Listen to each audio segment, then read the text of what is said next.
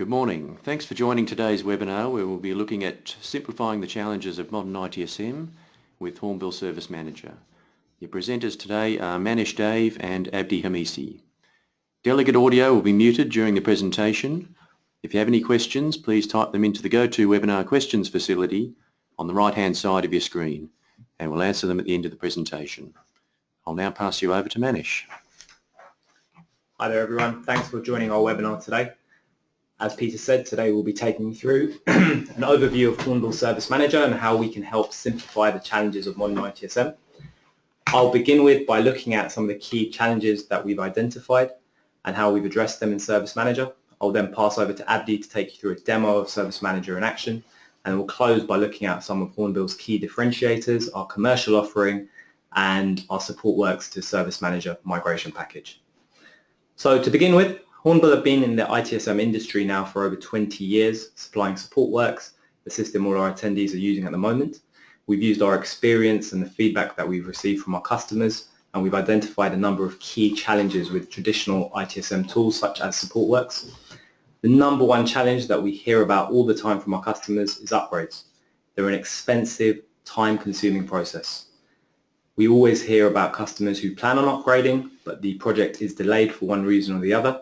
And what happens? The gap widens from the version that you're on to the latest version, making the whole project more complex, more time-consuming, and more costly. Supportworks is a traditional on-premise piece of software, which means we release a new version, you download it, you test it, and deploy it. But that does mean you have to stop what you're doing in order to carry out the upgrade. So another challenging area that we hear about very often is customizations. A lot of our customers actually bought Supportworks in the first place because it is so customizable. But it is a double-edged sword because the more you customize a solution, the more difficult it becomes to support. And going back to my first point, the more difficult it becomes to upgrade because those customizations often need to be reapplied or re-implemented at the point of an application upgrade. Complexity. ITSM can be very complicated at the best of times without a over-complex solution that you're using.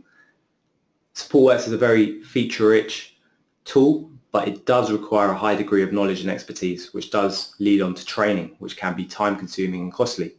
A challenging situation that we hear about very often with our customers is that their solution champion or their Supportworks administrator leaves the organization, and that leaves them with a gap in knowledge on their service desk. Usability. So again, Supportworks is a very feature-rich, powerful tool, but if we compare it to the types of apps that we use outside of the office, we'd say it's not particularly intuitive. For the most part, the communication that actually happens outside of Supportworks. So we'll log tickets in Supportworks, but you'll go outside of the tool to communicate with colleagues, whether it's by email or a conversation. And we'll go into a bit more detail about that shortly, but that's what we refer to as tacit knowledge. Reporting is also a challenging area. So all of what I've mentioned leads to a high total cost of ownership with upgrades, with consultancy, with training costs, with costs that you may not think of, such as the server infrastructure costs, the electricity costs, and the other associated infrastructure costs. And we're all looking at ways to make our spending more efficient. So we had a light bulb moment, or a eureka moment if you like, where we realized our customers are facing these challenges, and we looked at the way the world has changed with the mobile and cloud revolutions, and we used that to build a collaboration platform that lets your colleagues and teams work in a much more intuitive, modern way, similar to how we use apps outside of the office. On our collaboration platform, various apps are available. We'll be focusing today on Hornbill Service Manager, but various other apps are available, including Customer Manager and Timesheet Manager. These apps can work independently or side by side to leverage each other. So how have we innovated? Well, we've married best practice service management with familiar social and consumer mobile concepts to create a system that allows you to share knowledge and ideas, collaborate no matter where you are, getting more done in less time and from anywhere. You can work across any device. It's all browser based, and we also have native iOS and Android applications. You can work from anywhere, with language and location no longer a barrier with our instant text translation. So I mentioned earlier that a lot of the communication actually happens outside of your existing tool, Supportworks. So you log a ticket in Supportworks, but you'll be asking colleagues questions, whether it's via email or conversations by the water cooler. And that's what we refer to as tacit knowledge, the type of knowledge that's difficult to document. And we're going to show you how powerful that can be, because we're really trying to tap into that in Service Manager. That's in contrast to explicit knowledge, which is the type of knowledge that you might store in a knowledge base, for example, FAQs or procedures.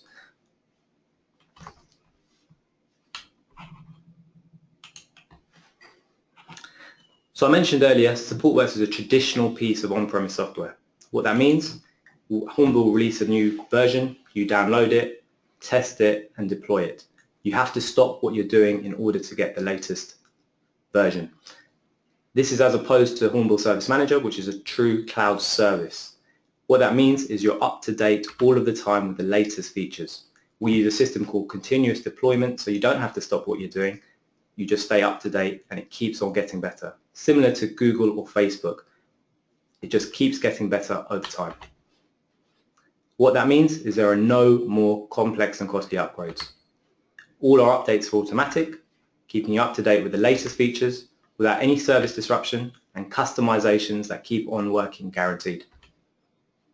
So now I'll pass over to Abdi to take you through Service Manager in action. Thanks, Manish. Welcome everyone, and we're going to take you through the next sort of half an hour, 40 minutes or so, a demonstration of the Hornbill Service Manager solution. And as Manish suggested there, obviously we're looking at the Hornbill Service Manager application and a number of other applications sitting on the Hornbill platform. In order to kind of put this into context, I think the first and probably the best place to start with is potentially looking at the self-service side of things. So we're going to take a look at an end user's experience, and then we'll step back and have a look at this from an analyst's perspective and give you a walk through a couple of scenarios in terms of how the system can be used. So let's start with the portal. So what you see on screen now is the self-service portal. And first thing to note is that obviously it can be branded.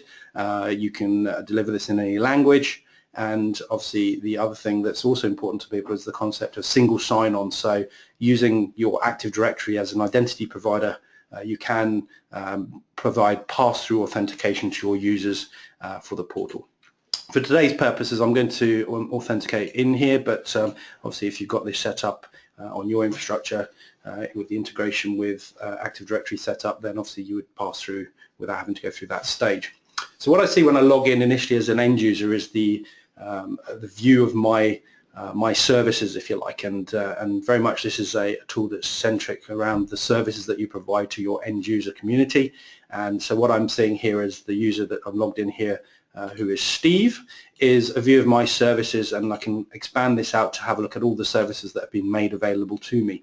Now it's important to note that this is a subscription-based approach, so I only ever see the services that I'm entitled to see, whether that's because I'm subscribed as an individual or because I'm subscribed as part of a team, a department, or the whole company, for example.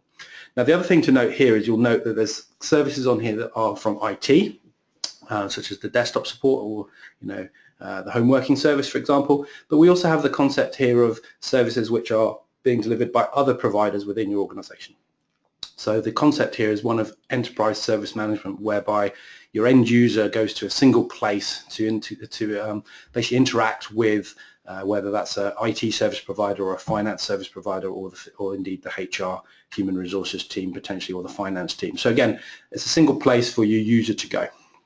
So let's have a step through a couple of scenarios here to give you some sense of what's available on here. So, as you can see, there's various ways of filtering this down. I've just filtered down based on the impacted services, and what that brings into view is the services that Steve, in this case, uses, which are being flagged currently as experiencing some kind of issue. And let's assume that Steve's working from home today and he can't get onto the VPN. So he's come onto the portal and logged in, and he can see here that there's actually a known issue potentially around the home working service or the VPN service, and he can communicate some information out to him through this mechanism here, but also through the concept of these banners. And these banners are delivered to the service subscribers to provide information or context in regards to any issues or upcoming things that you might want to communicate to them. It's very visual, and as the service owner you can set those up and publish those as you need them. Now let's assume that Steve's come in here, he's aware that obviously we now have an issue, he's going to go and explore the known issues that are published, and he can see here in plain English the description of the issue and a potential workaround that might resolve that issue. Now that may be the issue that Steve's experiencing, in which case rather than him going off and logging a new incident, if you like, you can simply opt in to say I've also got that problem by hitting the Me Too option over here. And what that does in the background is it adds him as an affected or an impacted user to this particular issue and adds him onto the communication chain, if you like. So any updates that go against that particular issue would then get pushed out to Steve in this context to keep him informed as to how we're progressing with resolving that particular issue permanently. So just a really quick, easy way for a customer to, or an end user to identify themselves as being affected by a particular problem without having to raise a new incident, which would then need associating and all the other good stuff that sits behind that.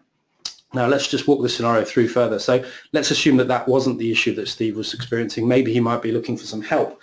And so as a service owner looking after this VPN service or the home working service, I could publish a series of FAQs, if you like, and they could be either text-based or video-based, giving the user the option to come in and self-help and provide feedback in terms of whether that article or that video has provided the guidance that was required. And again, this is all delivered very easily and very quickly, and I'll show you where that happens in a moment when we step back in the context of an analyst. I can obviously visualize the requests that have been raised against this service, but most importantly in this context of this scenario, let's assume Steve hasn't been able to fix his issue from the FAQs and is indeed looking to raise a new request or ask for some help in respect to this particular service. So what we present here under the Make a Request tab is in effect a service catalog or a request catalog where underneath this service, as the owner of that service, you can publish a series of different items or options under this request catalog which the user can then interact with. So it could be that you publish the ability for them to raise a callback, or indeed in this case to log an issue. So I'm going to come in here and type, hopefully your users give you a bit more descriptive, and what we're seeing here is the concept of our progressive capture, and what that is in very simple terms is a dynamic forms environment which progressively steps your user through the series of questions that you need to ask. Now this one's probably not the most dynamic example, but if you think about when you buy car insurance or home insurance online these days, they don't present you with 40 fields of information on a big page that you have to fill in. What they typically present you with is a question, you fill that in. Based on how you answer that question, it takes you to one or more different options that follow. And it's the same concept here that we've adopted. So you dynamically path your customer through a stage set of questions to capture the information. Again, in this example, I'm only asking two questions: what's your issue and what device are you having trouble connecting from? But having done that, that call then is logged, and the appropriate process gets kicked off in the background based on the fact that I'd selected that request catalog item. So what we can see here now is that an incident has actually been raised. We're presenting the user with what we call our heads-up display, and this is a nice visual representation of where that ticket is in its life cycle, including some of the key stages that you want to publish out to the user. So if any of you have ever shopped on Amazon, for example, you'll be familiar with, following where your delivery is. Same sort of concept here. We all want to know where the thing we've asked for or raised some help against is, and this basically gives those users that ability to see that from here. Okay. Further to that, I can see all the other details about the request, including the details, and most importantly the timeline, which is basically the modern version of our call diary and Supportworks, if you like, and the timeline works just as it would on any of the social tools you might use outside of work, in that every single post that's up there can be commented on, which is one of the big benefits in here over the call diary and Supportworks, where you can end up with 300 or 400 updates on a particular call diary. But if I want to make reference to a comment that's further up in that call diary, it's very hard to identify that. And so this gives you the nice, easy way of saying, that I'm interested in this one, and so I can stick that in there and post that update against that particular comment from the support team. So really quite a nice, clear, concise way for the end users to use. And one of the things you'll note with this is that people won't need any training, because we've built this very much around the sort of consumer look and feel that we would expect from any portal that you interact with on a day-to-day basis outside of work anyway. Now the last thing just on the portal here before we move into the analyst perspective is to have a look at the concept of the search bar here. So what this allows you to do is to give your users, perhaps if I spell right, can't spell. Can't talk and type either. Okay, so in the context of this, basically, we've got the ability for users to then do a search against the portal, and that will then return all the information that's pertinent and based on the different categories of information that we have here. So whether that's against your FAQs, catalog items are available, any requests where mobile is present, or indeed any services. So in this context, if Steve had lost his mobile and was looking for some guidance, you can see there's an FAQ document available to him. But equally, there's the ability for him to come in and to raise a request for a new mobile. So again, here another example of our progressive capture. And we could argue that we've lost our phone and submit that. And again, very quick and easy way to raise, in this case, a service request, which we can see here that's been raised and signed off accordingly in the background. So that's the self-service portal. And so with that said, let's switch back and have a look at some of the context from an analyst perspective. So what we have here is the analyst UI, if you like. And again, as Manish suggested earlier on, this is entirely cloud-based, it's browser-based, so we support all the main browsers, and so there's nothing to download at your end, if you like. And so once I'm in here as an analyst, I really have everything I need in the browser, as well as optionally using my mobile app to receive notifications and interact with the application as well. So just to kind of familiarize yourselves with what we're looking at here, here's Graham. I'm logged in as Graham.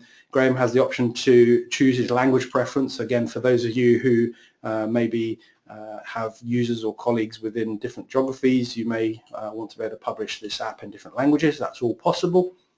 The second option we have here is around the notifications. So again, like many of the social tools you might use outside of work, it's a notification panel that keeps you informed in real time about all the things that are important to you. So again, we can see here that there's a service request that we raised a moment about that mobile for Steve. We can see the incident we raised about the VPN both being notified to this user. And most importantly, in this particular context, against that particular mobile, in terms of procuring that new mobile, you can see that I have an authorization task that's been pushed forward here. So all the notifications come through here and through your mobile app, and as Manish said, we have an Android and an iOS app available to you. Just to touch on the little icon here, which is Harry Hornbill. As Manish suggested earlier on, obviously we do this process of continuous deployment, which basically means that we're always pushing out new features automatically to you as a customer.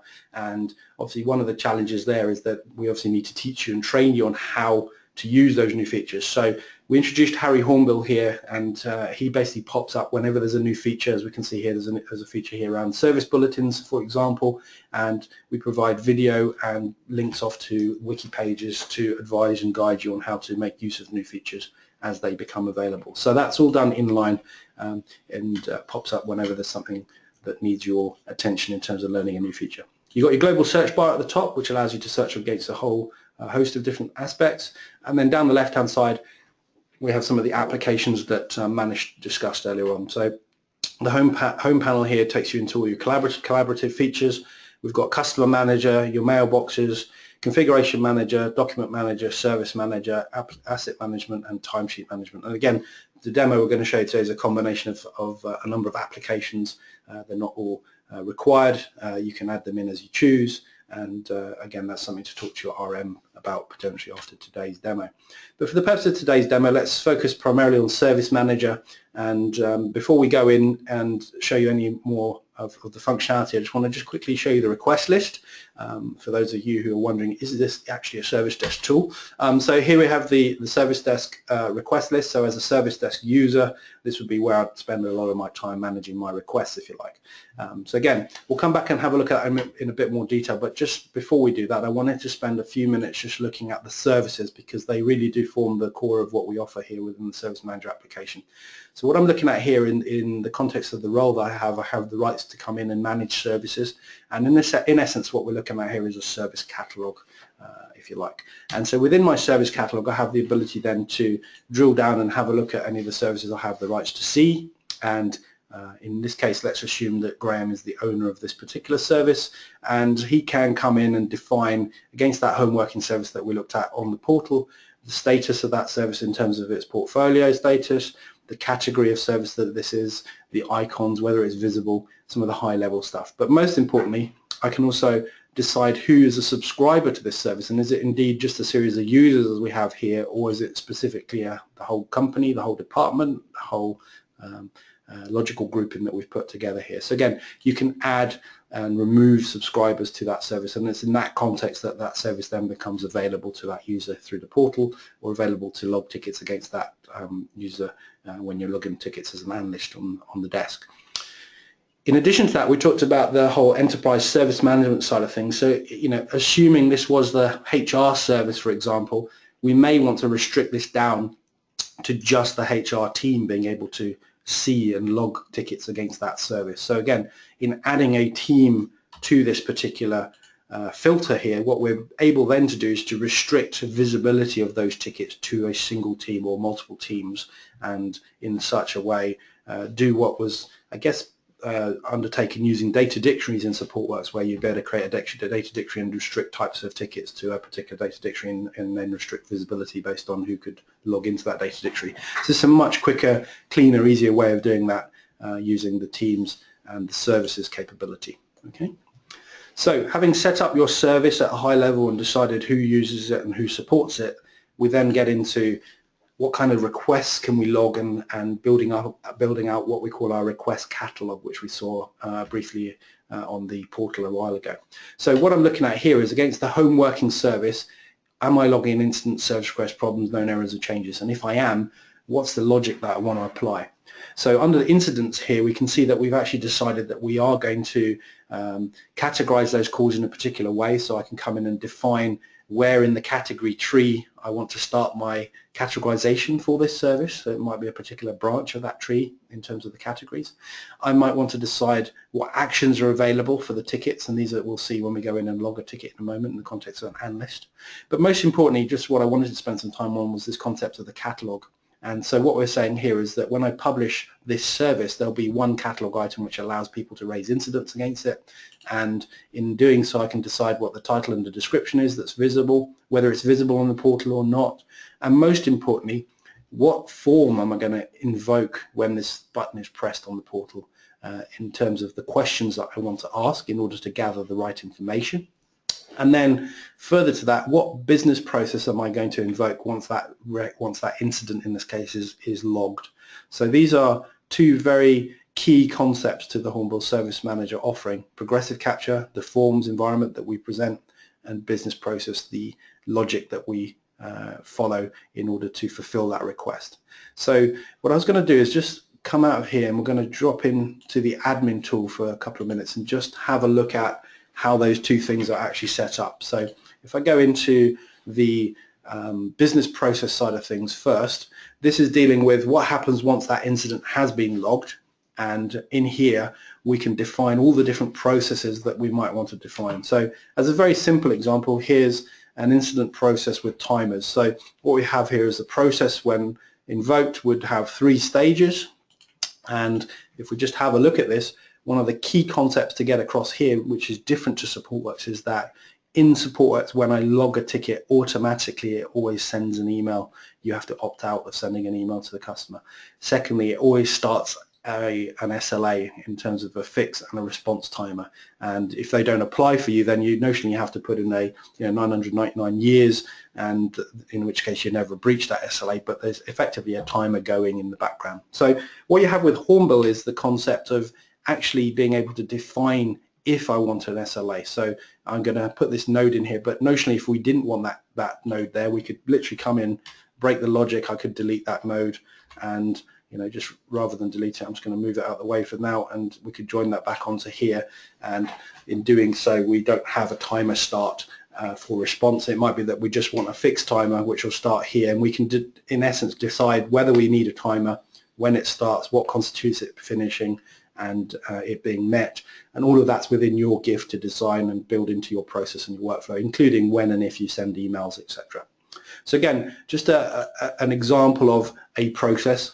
It's probably worth just coming back and just having a look at one that's a little bit perhaps more involved. So nothing more involved than a change management process. So in this case we've got 4 stages, And in this particular example, on the planning stage, you can see there's quite a lot going on here. But it's probably worth just touching on a couple of things. Obviously, here's a task for impact assessment. Depending on how that's rated, it's going to follow one of these routes. Here we've got an authorization stage, and again, much like Supportworks, you have the ability to define your authorizers, define your weighting. But unlike Supportworks, what you have here is the ability to have an outcome of expired. And in setting an outcome of expired, you can, in effect, route the authorization round a different loop if that authorization hasn't been achieved within a given time. So again, there's a lot there to be working with, and the nice thing is it's all very visual, very easy to work with, and if you want to build out your nodes, you literally just drag out, add a new task on here, and then it's simply a case of just coming in and defining, you know, what this task is, who it's being assigned to, when it expires, all of that kind of good stuff. But also the outcomes, so you can come in and add your own outcomes in here, and then obviously follow that with a decision node, which then will allow you to branch off based on different outcomes that come off the back of that. So quite a powerful tool. And the last thing I was just going to show you here, because it is a really nice handy thing to have, is the concept of parallel processing, which I think was perhaps somewhat limited in Supportworks if my memory serves me right. But the idea here very simply is that between the green and the orange node, basically we're saying that there's two streams of work, whether that's authorizations or approvals or investigations or actual work getting done, whatever it might be. You can build out as many threads as you need that happen between these two points, and what we're in essence saying is that all of this stuff that happens in here has to happen before the process can move forward. And again, you can put as many of these into your process as you require. Okay. So that was the business process, and that deals with what happens once the call's already in play. But in terms of capturing that call and making sure we've got the right information, whether it's your end user through the portal, whether it's your analyst through the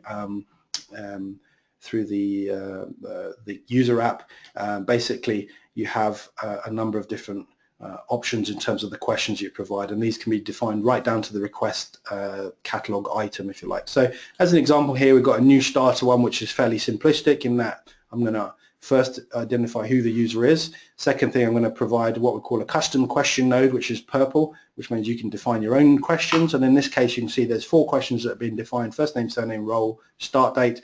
And if I edit one of these, you'll see it's really simple to set up. This is the label, and we can then decide what kind of control we're going to present in terms of gathering that information. So very straightforward to build, and obviously in this case we've got 2 sets of questions, one here that then deals with the equipment type, and that then would log the call with that information captured. As a slightly more involved example, just to show you here, and we'll actually step through this one in a moment when we go and log a ticket. This is what we're calling our new request option, and so in this particular instance this would be perhaps used by your analysts when logging a call over the phone. First thing I'll do is identify who the customer is. If that person's internal, I'm going to go straight down here. If they're an external contact, I'm going to just try to confirm which organization they're from. I'm going to present the services that are available for that user, and based on that, then if the service was selected was desktop, we're going to go down this route. If not, we'll follow some of the other logic, but the happy path I'm going to take in our demo here is desktop support. I'm going to ask for a summary and description of that issue. I'm going to ask the analyst to determine whether it's an incident, a problem, a change. If they determine it to be an incident, we're going to go down the request category, priority, and asset details and log the call. So again, you can make this as simple or as complicated as you need it to, but the essence of this is that if you do this correctly in the background, you should in theory be able to get anyone sitting from a service manager and log a request. The basic principle behind this is to take away any training overhead and that sort of need to know what to fill in at any particular point, because for all its benefits, one of the challenges with Supportworks is that you do have an incident from the change form that have 20, 30, 40 fields on there, and one of the key things that we hear back from our customers is that it's quite difficult to get people up to speed with Supportworks, because you have to basically give them that knowledge as to what needs to be filled in what circumstance. So this takes care of all of that, because you only present the question that's required at the point when it's required, and that gets filled in. So that said, let's step back in and have a look at where we were, which was talking about the service, and hopefully now it makes sense that when I create a request catalog item, I can define the questions and the process that gets invoked, and based on that, the call will get logged. The last thing I just want to touch on here for anyone who's got any language challenges is the ability then to also publish any of this stuff in any language. So again, I might decide that I want to publish this request catalog item in a different language. So perhaps we've got some French colleagues and so I can hit translate, and that will then create me a French version of that catalogue item, which will then be presented to any French users when they log into the portal, assuming their language is set to French at that point. So very quick and easy to then deal with language within this platform as well. Obviously, service requests, same sort of concept, and all that steps through. Again, right through to change, in that I can define which process, what form, whether I want to customize my form for this service. So again, unlike Supportworks, I don't customize the change form, I customize the change form at this level specifically for this service, which is a nice level of granularity for you. I can see the services request logged against my service. I can start to associate assets to my service. And so this is, the idea of building in the underpinning infrastructure that supports this service. And once I've got to that point, with the inclusion of our Configuration Manager app, which you can install from our App Store, you have the option then to start to visualize this. So I can start to say, show me what my home working service looks like. And in this case, I can see that it has a number of requests associated against it. But if I filter out the requests, I can see that I've got various bits of kit that underpin that, and each of those in turn have their own, if you like, dependencies as well. So you can start to visualize all of this sort of stuff and to map the relationships in terms of the dependency between these two things and the impact, and all of that comes into play. And then I can start to filter that down based on impact and so forth. So that's a really handy visual way of seeing your services, and that Explorer allows you to go in and see that kind of detail visually. FAQs, so again on the portal we saw that we presented Steve with a couple of FAQs that he could interact with. One was for VPN and one was for a video. So again, very quick and easy to build those in here, and that's where you would do that. And lastly, the bulletins in terms of those banners that scroll across on the top of the carousel on the portal. Again, as a service owner, I'd come in and build those through here. So that said, let's go back in and let's actually look at logging some requests. So we've seen there's basically the login of calls from from the portal rather.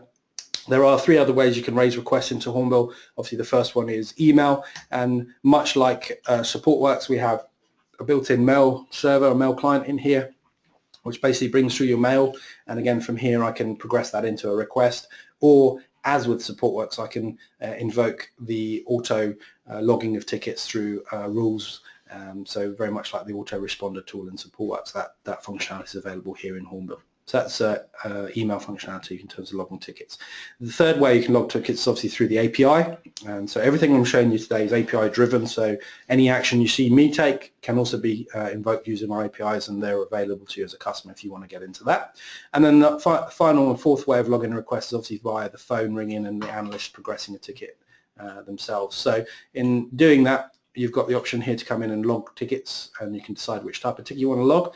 But one of the challenges we've seen and faced and heard from Supportworks was the idea that the phone rings, I pick up the call, it's Manish, he starts to tell me about an issue, I need to pick a ticket type, so I open up a form so I can start capturing information. I happen to open up the incident form, and then 10 minutes into that conversation I discover it's actually not an incident, it's a change or it's a service request, and now I'm stuck with a kind of half an incident, half a change situation. So what we've done is create the concept of raise new, which I'll come back and press in a minute to raise a request, and that takes you through that process that I showed you a moment ago in the progressive capture, that steps you through asking all the relevant questions and then gives you the option to decide which type of ticket it is you're trying to log in this instance.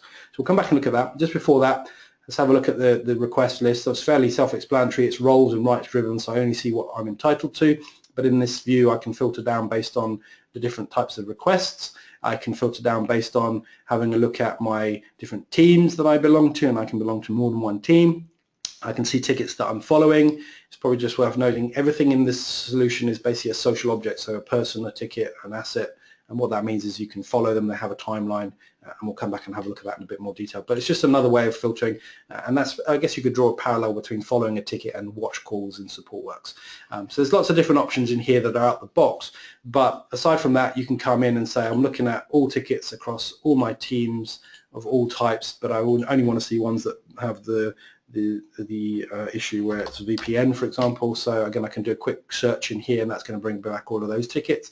It might be that actually I've got Anna on the phone, and I want to see Anna's tickets as a customer. Now, assuming we've only got one Anna, but obviously if we add more than one Anna, I need to type in Bishop as well, but that's going to return all of the tickets open for Anna.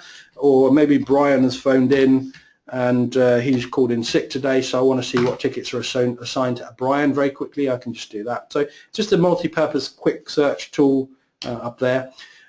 Aside from that, you've also got the ability then to start to define your own views. So again, I might want to slice this list of requests up by my own preference, which would be to come in and say I want to look at, in this case, high priority requests that are incidents which are open, and so I can build out that clause using the condition builder. So again, very quick and easy. And again, sort of drawing the parallel with Supportworks, I don't have to go back to the administrator and ask them to go in and create a data dictionary view, which is then available to everyone. This is just a really quick way for me to come in and control what I see as an analyst, if you like. Now, having defined my view, if you like, what I can also do is use the same condition to start to create charts, because oftentimes, if you're like me, I like to see things visually rather than lists of stuff. So again, what I'm able then to do is to take those results from that condition based clause and to create charts. So I might want to extend these charts out to say I want one that looks at this by customer, and in doing that I might want to look at, I don't know, donut chart, and let's select customer as the variable. So I'm extending that out, and I can preview that, and that's then going to take the same set of calls but filter it now down based on customer and create me a chart. Once I've created that, I could save that chart, but just in the interest of time I won't. And once I've saved those charts, I have the ability then as an analyst to switch between my list view and my dashboard, which is personal to me, shows me the widgets that I've created. And obviously being a personal dashboard, I can start to move those around, put them where I want them. I can drill down into those requests and have a look at the details that sit underneath there. And obviously at any point I can flick between my dashboard and my request list to interact with those calls as I need to. Okay, you can export those calls and all the other good stuff that you'd expect. And finally, over here I can decide what fields are visible and whether I want to sacrifice some of those if I'm looking at these on a smaller screen like a tablet, for example. Let's go and raise a request. So again, I'm going to raise new, and this is now going to take me through that progressive capture that we talked about earlier on. And so let's resolve Steve. Steve's on the phone, and we can see his previous tickets, see a bit of information about Steve. And again, I could step through and look at any existing tickets, but let's assume he's logging a new request.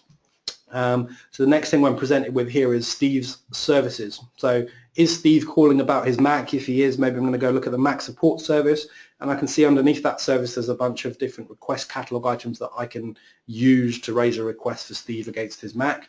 But in this instance, let's assume that it's just a straightforward desktop support. We haven't got a catalog item set up underneath desktop support. Let's step through, and this is now coming into the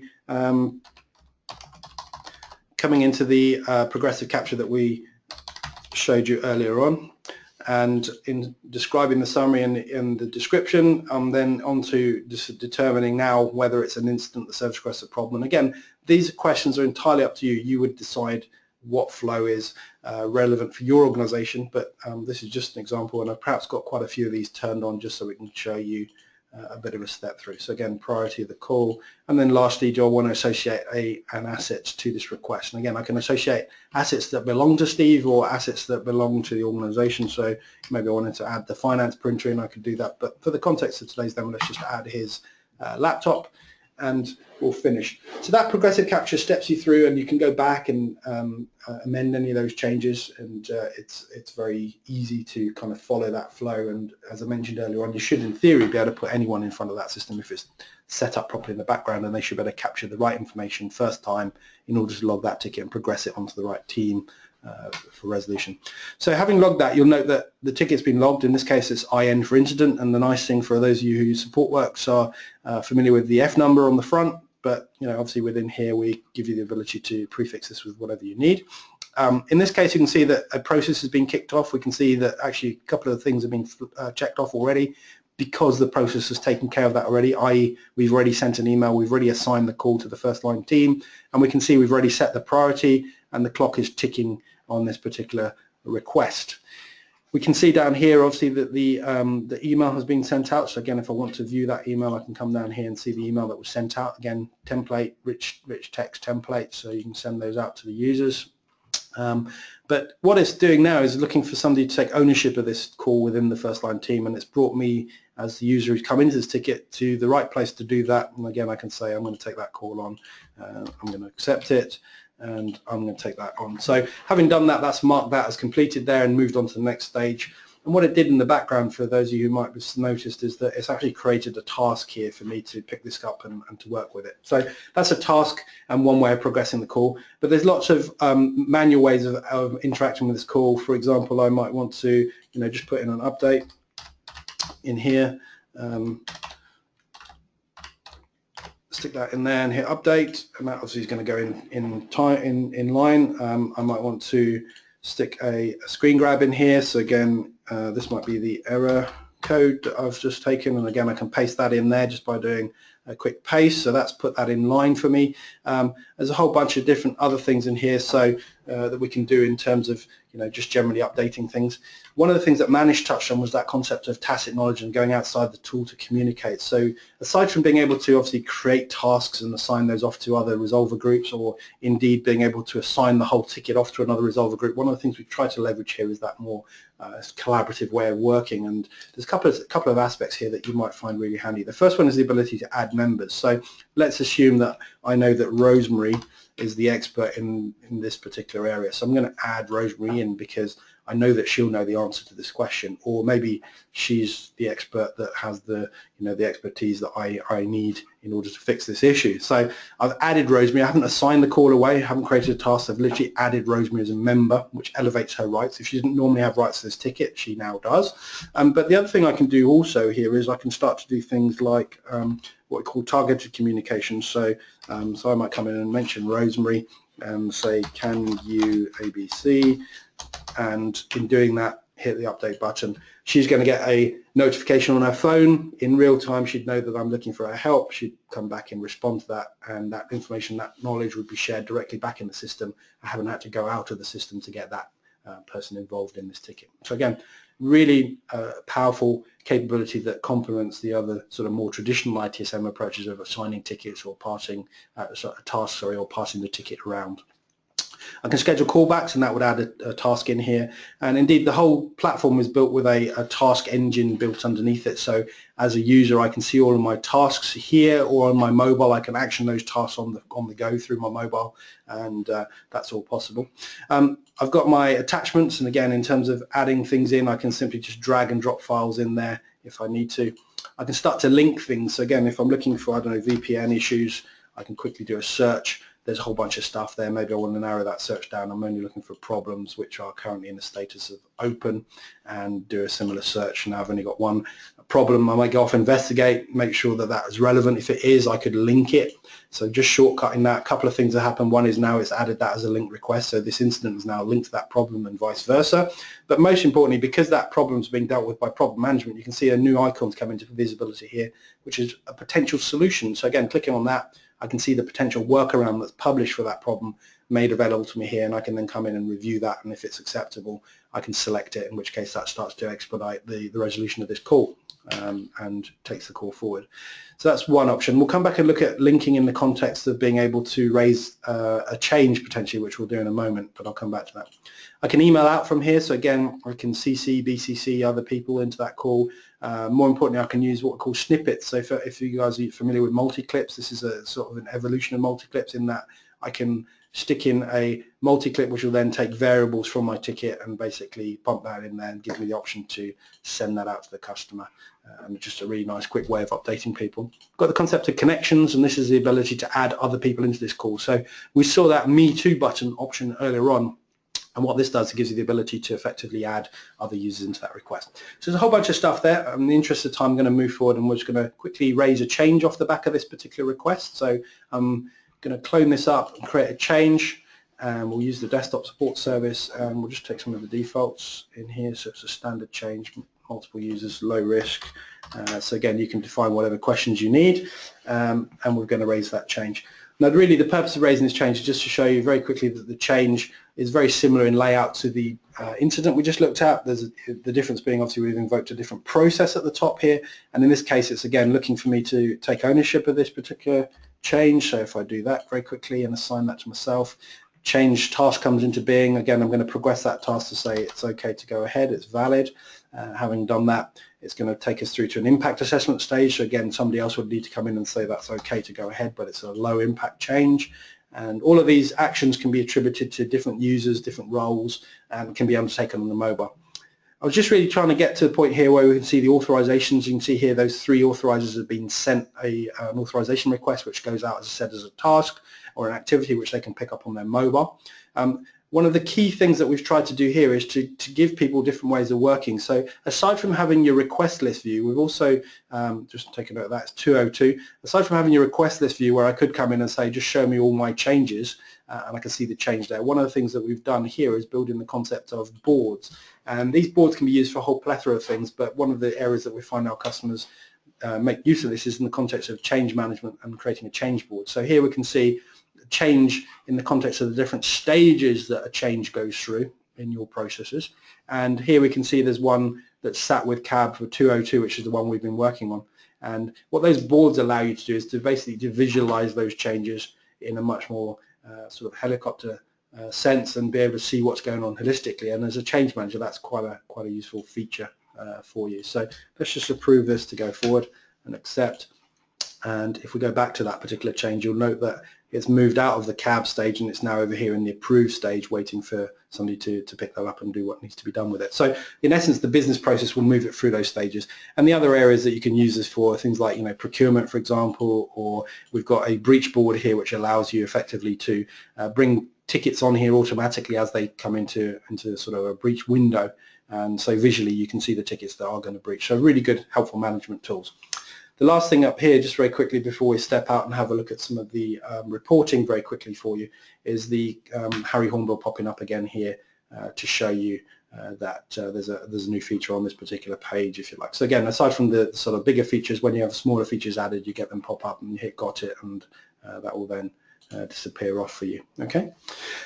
So in terms of kind of wrapping up very quickly before I get into the reporting, I'm just going to head back to the news feed, which is really kind of your home landing page. And the concept here is that all the information should find you effectively. So what we have here is a news feed where if I'm following a ticket or I'm working on something, all of that information gets pushed into my news feed, as you'd find in any of the social tools that you might use outside of work. So in the context of that change that we just raised, you can see that I've been pushed some information here about that fact that change is there. And that's because I'm a member of the change management workspace, of which these other people are also members, and any discussion around change that goes on in here would get pushed out to my newsfeed. I'd get notified that that's happened, but also the business process has the ability to write to these workspaces to keep people informed. So that's just one example of the use of workspaces. Just to give you another example here, if I scroll down, we can see here there's a post in my newsfeed around this particular question where James, one of the first line guys, has asked a question in the first line FAQ workspace. And you can see he's asked the question, the sort of thing that would typically get fired out by email, perhaps in the current way that you work.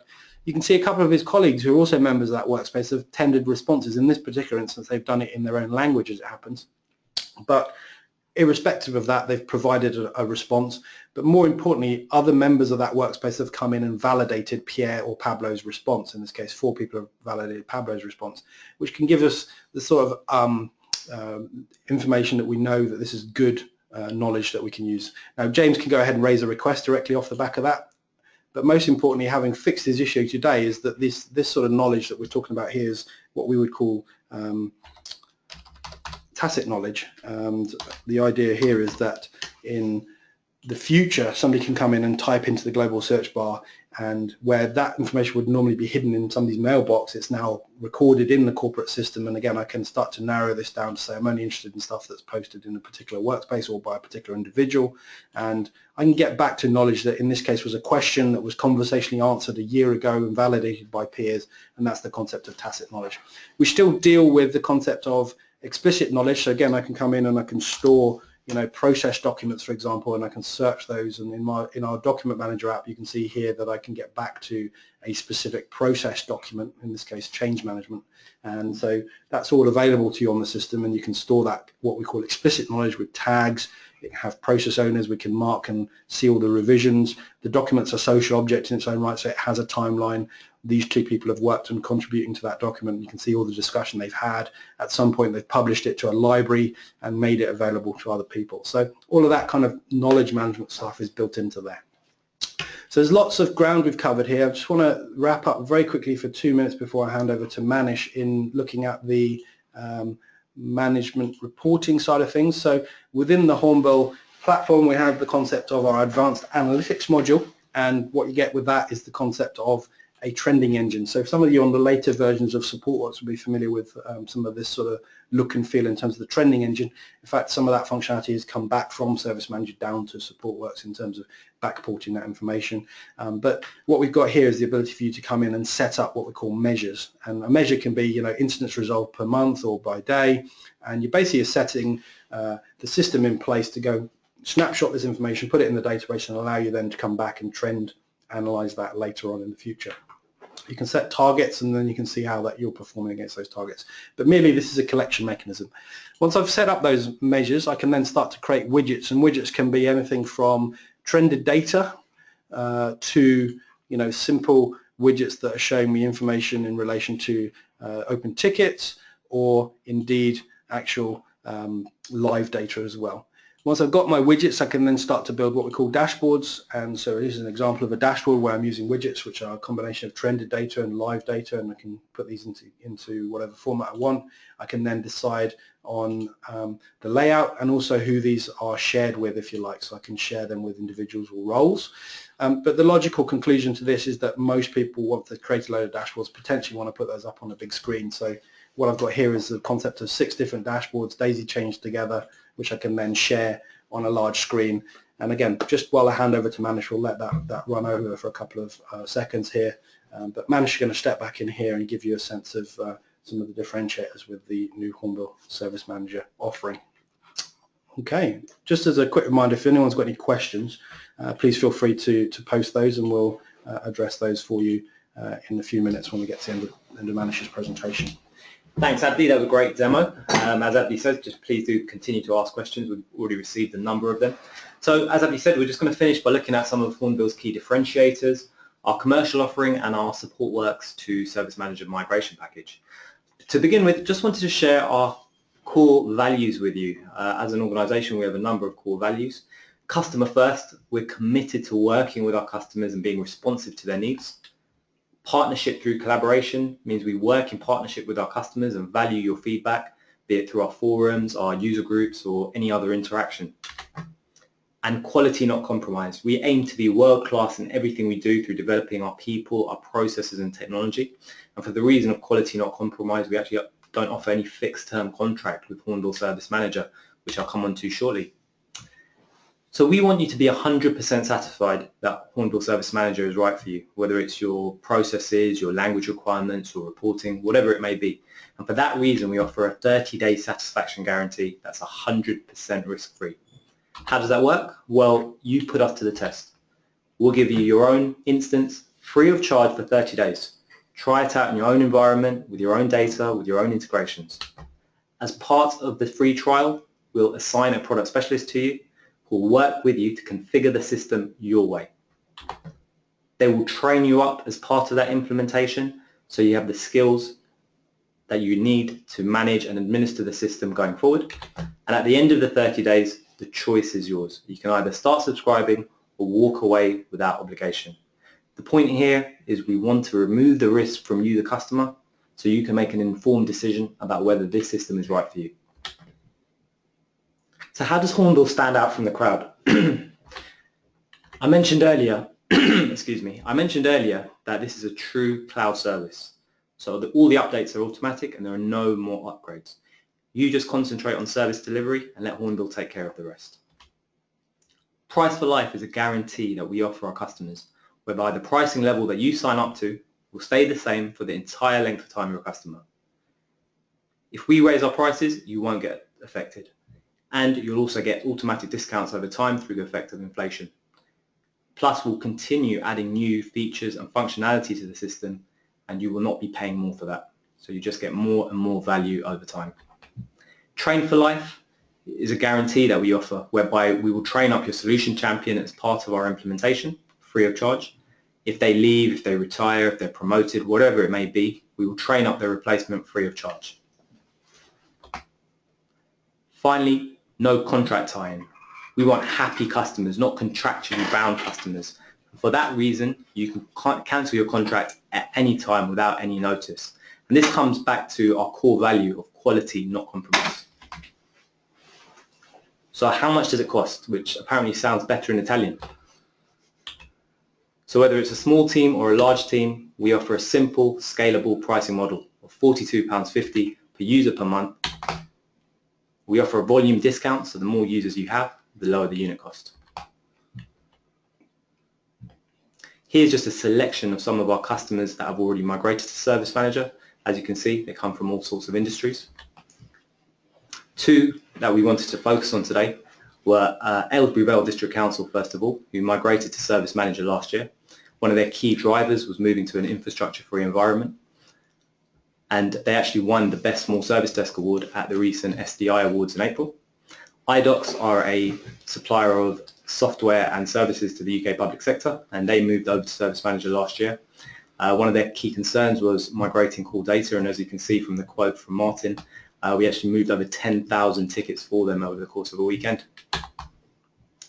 So just to wrap up now, as an existing Supportworks or myservicedesk.com customer, we'll actually go over and beyond the free of charge 30-day migration that I mentioned earlier, and we'll migrate your call data over if you wish. We'll also credit back any unused support and maintenance or subscription payments that you may have. You qualify as long as you're an existing customer with an active contract. Moving forward, if this is something you're considering or interested in, please do move quickly, as there is limited availability due to the high demand that we're experiencing. This is something that we're likely to phase out at some point, so do move forward if you're interested by registering your interest with your RM. So we've already received a number of questions, and we've actually got an expert panel today with obviously Abdi, and our CEO and founder Jerry Sweeney's just joined us as well. So we'll take some questions now. Excellent. So we've got a quick question here, which is, I guess, fairly straightforward. I'll let Jerry answer this one. So the first one was, where are your data centers, and more importantly, where will my data be held? Data centers are all held in the regions where we operate, so North America, Europe, and Asia Pacific. And in the case of Europe, the data centers are here in the UK. Our backup data center is in Ireland. Okay. So we keep all of your data in the jurisdiction that ensures it's protected under European data protection laws. Okay. There's one here which perhaps I'll take. Why is configuration a separate app, and is there an extra cost associated with this? Configuration Manager is a separate app. It's probably worth just noting that within the Service Manager app itself, you do get asset management, so you have the ability to manage all your assets. What Configuration Manager gives you over and above that is the ability to bring into policy those configuration items that you want to put a higher level of control or management around. That app's currently free in beta in the App Store, so people who take that on at this point will get some benefit from that. But in the future, that will be a chargeable application, if you like. So again, speak to your RM for a bit more detail on that. So we've got further questions here in terms of the preferred browsers. Perhaps one for Jerry. Is there any preferred browsers, Jerry? All modern browsers, okay. As long as they're modern and up to date. So I think it's IE 10 and above currently. Yep. Okay. There's a question here about the CMDB aspect working in the cloud environment. So perhaps if I take that. So absolutely there is a CMDB in Service Manager. And obviously with Configuration Manager that gives you extra capabilities. I'm assuming the question here is about perhaps getting your data in there potentially. So sort of reading between the lines, there's various ways to get your data into the cloud. The first one's obviously just a straightforward CSV import. We do offer an executable which you can run locally, which will allow you to schedule and map information out of products such as SCCM or any of the sort of more commonly used discovery tools that you might have in place. So that allows you to push data up. So I guess in the context of Supportworks, we haven't got the same sort of capability around the data import manager that you might be familiar with, but we give you the same capabilities, if you like. It's just a slightly different mechanism to do that. So there's a question here about the £42.50 does that relate to analysts or the customers?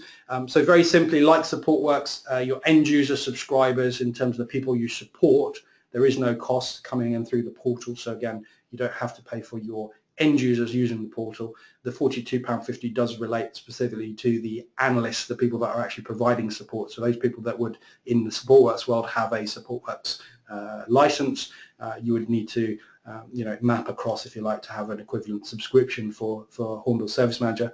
However, one of the big changes in Service Manager is that using the tasks and the activities that we talked about for things like authorizations or building servers or whatever it might be. You don't necessarily need to have a full subscription for everyone.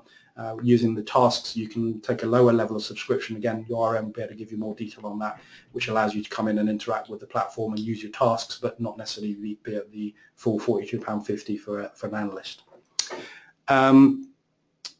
So there's a question here about timesheets. We didn't get specifically a lot of time to go through timesheets, but again, we can organise a demo for you if you are interested in that. But in essence, the timesheet app is an app that's available through the App Store. Again, that's also currently free in beta at the moment, so you can go in and use that right now. So we'd more than happily show you how that works. And there's a question here about EU law and data. So again, just perhaps I'll take that one. In essence, if you subscribe in the European zone, as Jerry talked about earlier on in terms of data, then all of that's covered under data protection laws in our terms of service. So your data would stay within the EU, and it's all protected under the data protection laws that are written into our terms of service, which are available either through your RM or they're actually available on the website if you want to seek those out and have a look at those. Okay, so we have a couple more questions. Perhaps one for you, Jerry. Do I have to migrate all my existing call data? We don't see a need to move all of it. We only want to move open requests. So yeah, no, it's entirely up to you. Whatever you choose to migrate. Some customers want a clean start and use it as an opportunity just to start afresh. And in that context, you leave Supportworks running in sort of read-only mode where you can access the old data or the historical data. Other customers want to bring everything across, and we can do all of the above. So, okay. I guess a similar question: what data is included in the data migration aspect of the package? It's pretty much anything you want to bring across. As far as call data, it's the calls themselves, the call diary history, the call file attachments, email attachments, pretty much everything you need is brought across.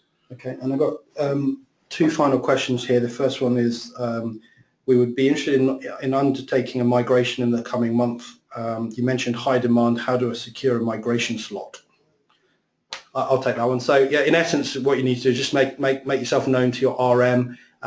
It's a very straightforward process. In order to initiate that free switch on and the migration, we just literally need to have you signed up on our terms of service. So I guess the answer to that question is, speak to your RM and they'll be able to facilitate that for you. And I guess a similar sort of question in the vein of phasing out the free migrations. I guess the point being is that we will continue to help customers to migrate. It's just that whether we'll be able to do it for free indefinitely is the point there. So there is a potential of us phasing that out. So if you want us to help you with that free aspect, then do let us know sooner rather than later. And then one final question perhaps for you, Jerry, in terms of the price for life. How does the guarantee work, and what happens if I need to add more users? So we have basically a price list, which we do vary as the product has evolved. We've had two price list revisions since we relaunched the product 2 years ago, and this is particularly true around as we enhance the product. But what happens as a subscriber when this is part of our loyalty program, and it's very important to us that we get this right. So when you subscribe to Hornbill, whatever the pricing currently is, that price list is locked to your subscription for the remainder of the life of your subscription, for as long as you subscribe. So there's and what I mean by that, it's not by the end of the contract term. We don't have a contract term as such. You sign up, and once you're a subscriber, you just continue to subscribe. So as long as you can continue to subscribe, then your pricing is fixed. So if we revise our pricing in the future and put certain elements up or make some of the applications that are free chargeable, then you don't have to pay. You carry on the current prices you're on. Conversely, if we put the prices down for whatever reason, for whatever economic conditions, so then you have the option, just like in a mobile phone tariff, you have the option to switch over to a lower price tariff if we're operating one or if we introduce one. Excellent. We've got one last question, perhaps a good one for you, Jerry. So assuming the customer does replace Supportworks, so is there a timescale for phasing out Supportworks? I'm guessing is the question here. So what in terms of phasing out the product? The product, yeah. No, I've stated a number of times at the various hub meetings, we'll continue to support and develop the product for as long as our customers want to. So there's no intention of phasing it out. Just the reality of the difference in development, and this has been commented on quite a few times actually, which is no surprise. We're much more able to develop much more rapidly in our cloud environment because all the software is here, and we've designed it in such a way that it's easy to develop. With Supportworks, every time we make changes to it, we have hundreds of customers' configurations to give consideration to, so things are a lot more complex. Nonetheless, we have a long-term commitment to Supportworks, and we'll continue to develop it, although in reality I'm not sure we can develop as rapidly or add as much value or give as much value back in the Supportworks product line as we can with the cloud product line. Brilliant. Thanks, Jerry. Well, I think that's kind of it from the questions. If there's any, I think it's one or two slightly more technical questions which we'll take offline perhaps, and we'll get those answers to you via your RMs. So it just remains to say thanks very much for your time today. I'm just going to hand over to Pete here just to wrap up with you. Obviously, thanks again for your time on behalf of myself and Manish. Yeah, just echoing what Abdi said, thanks for your attendance. I hope you found it useful. Any further questions, please get in touch with your RM. A recording of today's session will be made available in the customer forum via the Supportworks YouTube channel. So thanks again, and we'll join you next time.